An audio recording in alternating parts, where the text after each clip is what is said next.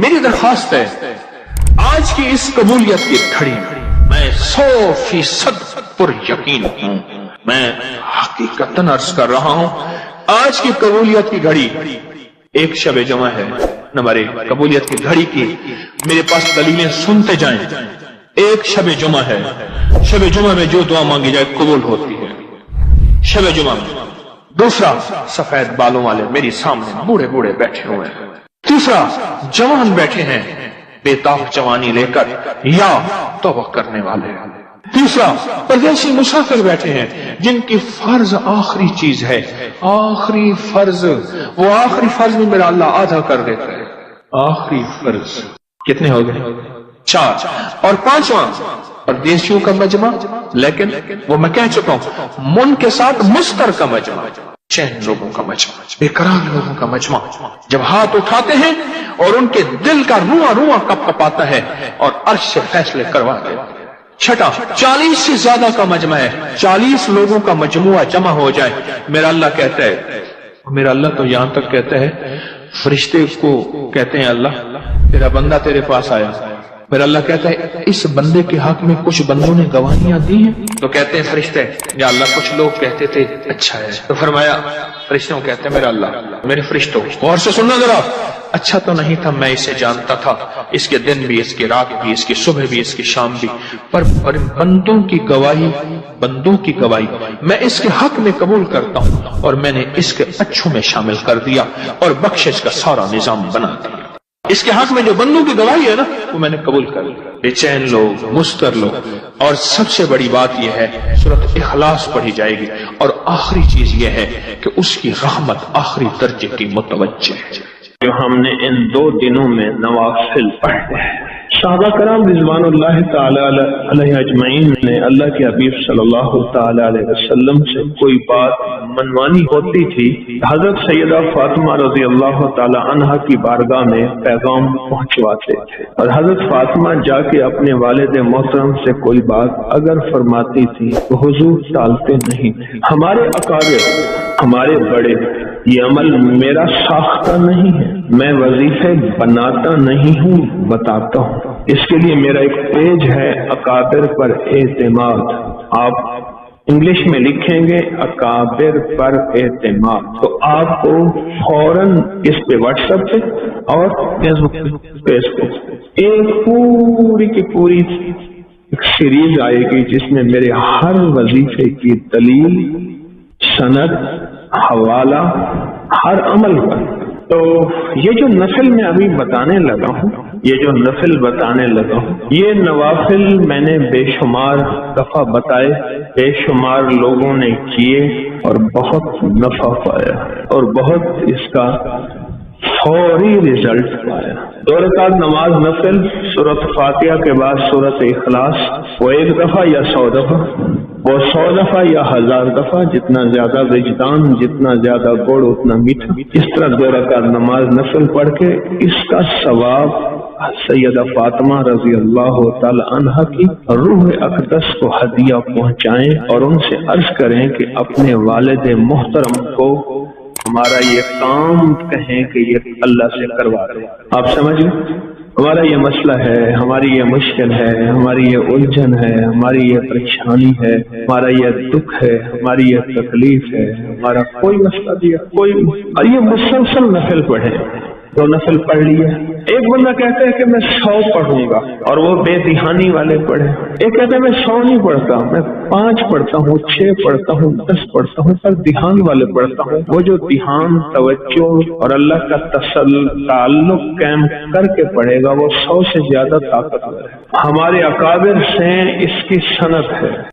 میرے حضور کا فرمان صلی اللہ تعالی علیہ وسلم، فرمان جو 1 مرتبہ سورۃ اخلاص پڑھتا ہے اس پر برکت نازل کی جاتی ہے۔ برکت، یہی برکت ابھی کہہ رہا ہوں، کچھ نہ رہا، منگتا ہو گیا، کچھ نہ رہا، خالی ہو گیا، برکت نہیں تھی، کثرت تھی۔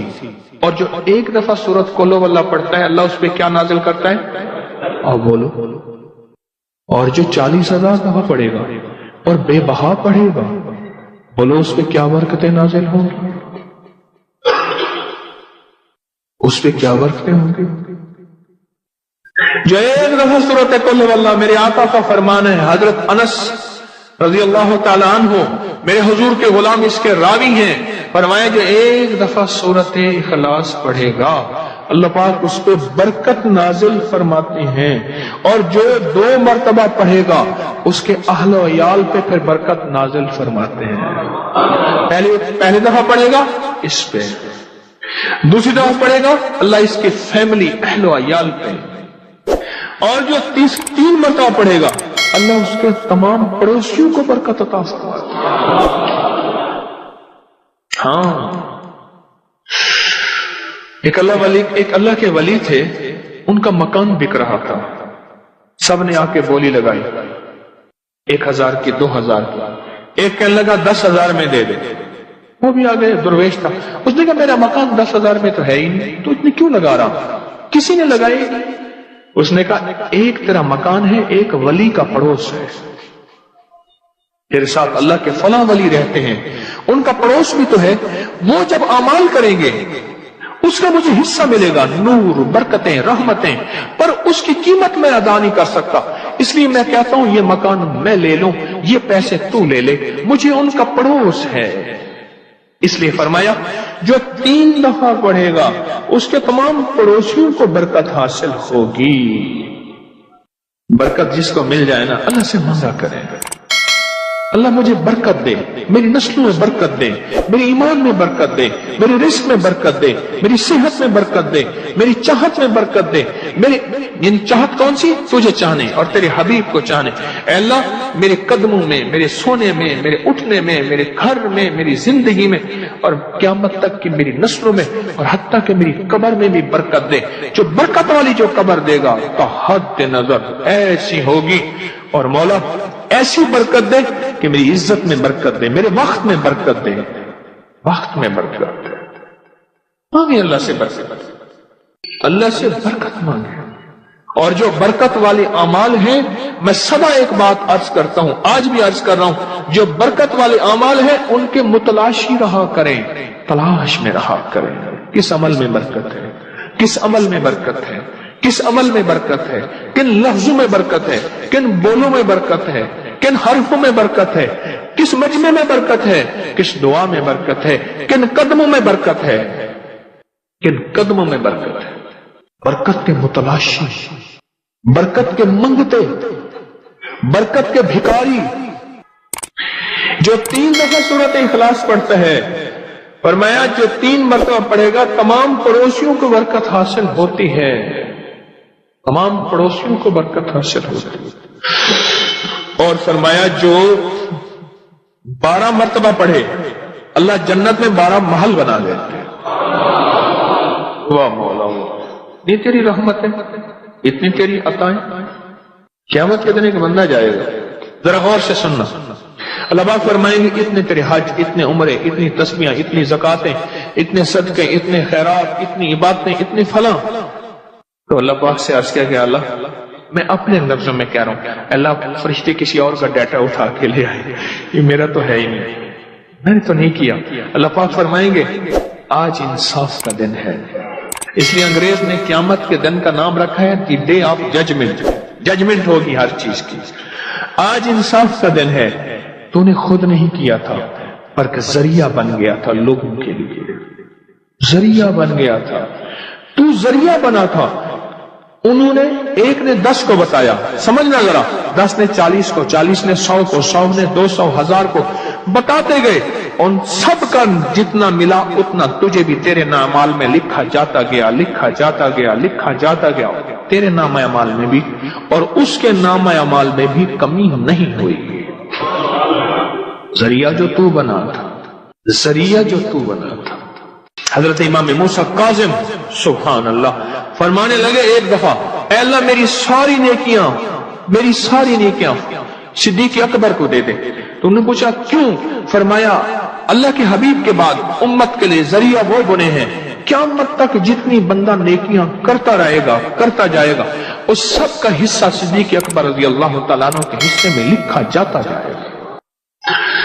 جو 12 دفعہ پڑھے گا جنت میں اللہ اس کے لیے محل، جنت میں اللہ اس کے لیے محل जो 12 दफा पढ़े, जन्नत में अल्लाह उसके लिए महल का इंतजाम फरमाएंगे और 12 महल उसके लिए। और अगला बात सुनो, मुहाफिज फरिश्ते कहते हैं चलो जरा हम अपने भाई का महल तो देख आए। जो इर्द गिर्द मुहाफिज फरिश्ते हैं, जब 12 दफा पढ़ेगा और 12 महल बन जाएंगे। और एक महल कैसे होगा? उसमें 70,000 कमरे होंगे, हर कमरे के 70,000 दरवाजे होंगे, हर दरवाजे के अंदर 70,000 गुलाम होंगे, हर कमरे में 70,000 खाने होंगे, रंगारंग की महफिलें होंगी। अल्लाह के इल्म में है क्या होगा और क्या होगा, क्या होगा और, लेकिन है हक, अनदेखे सौदे हक होते हैं। 70,000 मुहाफिज फरिश्ते कहते हैं चलो देखें जरा अपने भाई का महल तो देखें। और अगला फायदा सुने, और बड़ा मुबारक फायदा, और वह कि जो 100 मरतबा सूरत कुल हुवल्लाह पढ़ता है, 100 मरतबा, अल्लाह उसके 50 साल के गुनाह माफ कर देते हैं। 50 साल के गुनाह माफ कर देते हैं। और जो हकूक है वो जाके उलमा से पूछे और उनका इजाला करे, और बाकी गुनाह अल्लाह ने 50 साल के माफ कर दिए। कितनी दफा? सिर्फ 100 दफा। रिश्ते एक दूसरे को कहते हैं जरा चल के देखाएं, अपने यार का महल तो देखाएं, महफिल तो देखाएं। और जो 100 मरतबा पढ़ेगा अल्लाह उसके 50 साल के गुनाह माफ कर देते हैं। अल्लाह कहते हैं जा, क्यों परेशान नहीं, खौफ नारे जहीम का कि करम है मुझ पे करीम का, मैं मदाहे आले रसूल हूं, यही आखिरत का सामान है। अल्लाह कहते हैं जा माफ कर दिया।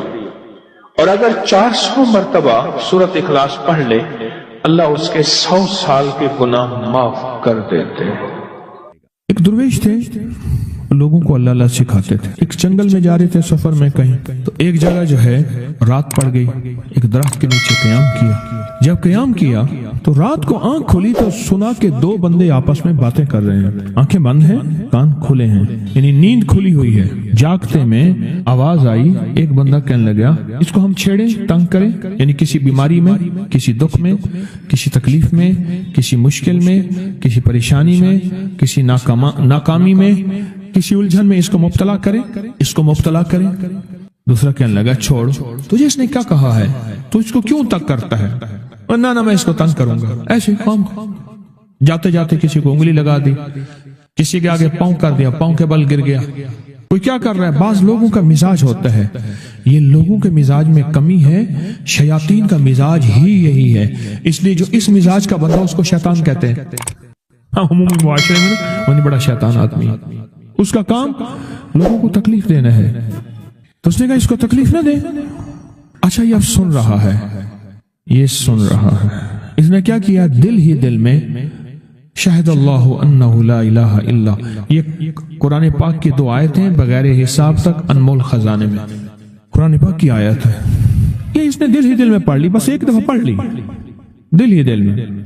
जब दिल ही दिल में इसने पढ़ ली, दिल ही दिल में, जब दिल ही दिल में इसने पढ़ ली, अब दूसरा कहता है जो नेक था, शरीफ था, एक शरीर था, उन्होंने कहा अब बता, तेरी और मेरी जिम्मेदारी, ड्यूटी लग गई है, सुबह तक इसकी हिफाजत करे। तुझे कहा था ना छेड़े इसको, अब तेरी मेरी जिम्मेदारी लग गई है कि सुबह तक इसकी हिफाजत करे।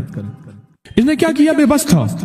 2 जिन्नात हैं, एक शरीफ है, एक शरीर है, और मुझे तकलीफ देना चाहते हैं, क्या करें? इसने फौरन उस हस्ती को पुकारा जिसने उसने कहा था अम्मा। इसने फौरन उस हस्ती को पुकारा जिसके हाथ में कायनात के सारे राज, ताकतें, कुव्वतें हैं। और उस हस्ती ने क्या किया? अब इनकी ड्यूटी लगा दे, अब इनकी जिम्मेदारी लगा दे, ये सुबह तक इसकी हिफाजत करें जब तक वो ना जागे। पहले दिन से हमारे साथ दुश्मनी का फैसला है, पहले दिन से हमारे साथ दुश्मनी का फैसला है, पहले दिन से। और वो फैसला हो क्या रहा है, और उसकी वजह से हम तकलीफों, परेशानियों, नुकसानों और मसाइल में चले आ रहे हैं। अब इसका तहफ़्फ़ुज़ क्या है, इसकी हिफाजत क्या है, क्या करें? एक खुद लड़े, हवाओं से लड़ना। हमारे यहाँ एक माई थी, उसका बेटा था, कहने लगा मेरा पुत्र हर वक्त हवाई ना लड़ दे, ہر بندے سے لڑتا ہے، ہواؤں سے بھی لڑتا ہے سارا دن. تو ہوا سے کون لڑے گا؟ اب خود کہتے ہیں ہوائی چیزیں. جنات کا نام ہم نے ہوائی چیزیں بھی رکھا ہوا ہے کہ ایسی چیزیں جو ہوا کے جھونکے کی طرح نظر نہیں آتی. ہمارے معاشرے میں جنات کو ہوائی چیزیں بھی، اوپر کی چیزیں بھی کہا جاتا ہے، ہوائی چیزیں بھی کہا جاتا ہے. ہوا سے کون لڑ سکتا ہے؟ بے بس ہیں ہم بے بس ہیں، ہم نہیں لڑ سکتے. ایسی طاقت کو لے آئیں، ایسی طاقت کو لے آئیں جو لڑ سکتی ہے، اور وہ اللہ ہے، اور اس کی طاقت ہے، اور اس کی قوت ہے، اور اس کا 100% جمال ہے، جلال ہے، عزت ہے، عظمت ہے، وقار ہے، شان و شوکت ہے. وہ طاقت ہے جو لڑ سکتی ہے، کوئی نہیں لڑ سکتا. یاد رکھنا، جنات شیاطین سے کوئی نہیں لڑ سکتا. میری بھی زندگی گزری ہے روحانیت کی دنیا میں طالب علم کی حیثیت سے. وہ جن تابع وغیرہ نہیں ہے، لیکن ان سے لڑ کوئی نہیں سکتا. ان سے اگر اللہ کی مدد ساتھ نہیں ہے اور اللہ کے نام کی طاقت اور ڈھال ساتھ نہیں ہے، ان سے کوئی نہیں لڑ سکتا. اور نہ لڑنے کی کوشش کرنا. اللہ کی مدد، یہ آیت الکرسی کیا ہے؟ یہ ساری اللہ کی مدد ہے، اللہ کی منت اور خوشامد ہے. ترجمہ اٹھا کے دے. یہ آیت الکرسی ساری میری اللہ کی منت اور خوشامد ہے. اللہ لا الہ الا هو الحی القیوم. مولا تیرے علاوہ ہے ہی کوئی نہیں. لا الہ الا الحی، تو ہمیشہ زندہ ہے، موت نہیں. القیوم، سب مٹ جائیں گے تو قائم ہے. لا تاخذہ سنہ، اے مولا تو وہ ہستی ہے جسے نہ نیند آئے نہ اونگ آئے. ولا نوم، لہو ما فی السماوات و ما فی الارض. ساری کائنات، ساری زمینیں، سارے آسمان مولا تیرے ہی ہیں، حکومت تیرے پاس ہے. من ذا الذی یشفع عندہ الا بإذنہ، کون ہے جو سفارش کرے؟ تیرا امر ہوگا تو سفارش ہوگی. تیری حکومت طاقت کے سامنے کوئی بندہ نہ ہل سکے، نہ آنکھ اٹھا سکے.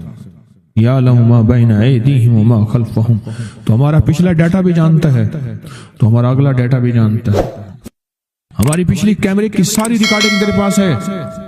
ہماری اندھیرے اجالے تیرے پاس ہیں، ہماری صبح شامیں تیرے پاس ہیں، ہمارے دل کے تصورات تیرے پاس ہیں، دل کی سوچیں اور خیالات تیرے پاس ہیں. ولا یحیطون بشیء، اور تیری طاقت ہر کسی پہ غالب ہے، احاطہ کیا ہوا ہے. الا بما من علم، الا بس تیرے علم میں ہے.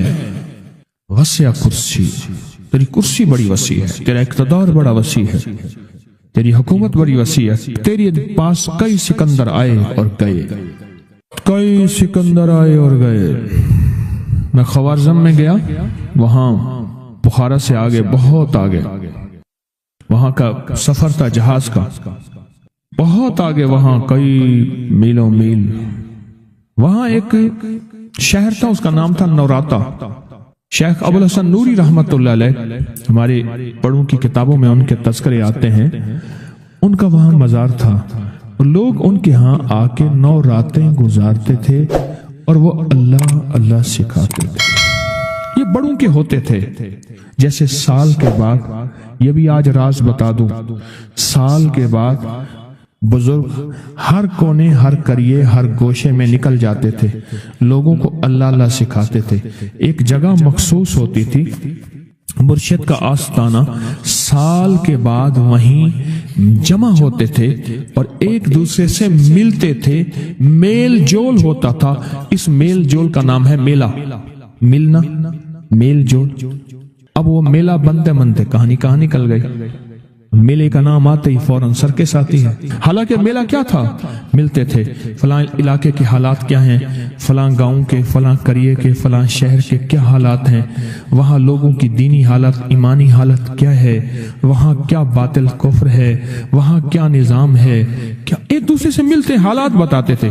پھر چند دن ساتھ رہتے تھے، ایک دوسرے سے حالات لے کے پھر لوگوں کو اللہ اللہ سکھانے نکل جاتے تھے. پھر سال کے بعد اکٹھے ہوتے تھے. اس کا نام تھا میلہ. اس کا نام تھا میلہ. اور اس کا نام کیا تھا؟ پہلے کیا بتایا میں نے؟ نوراتا.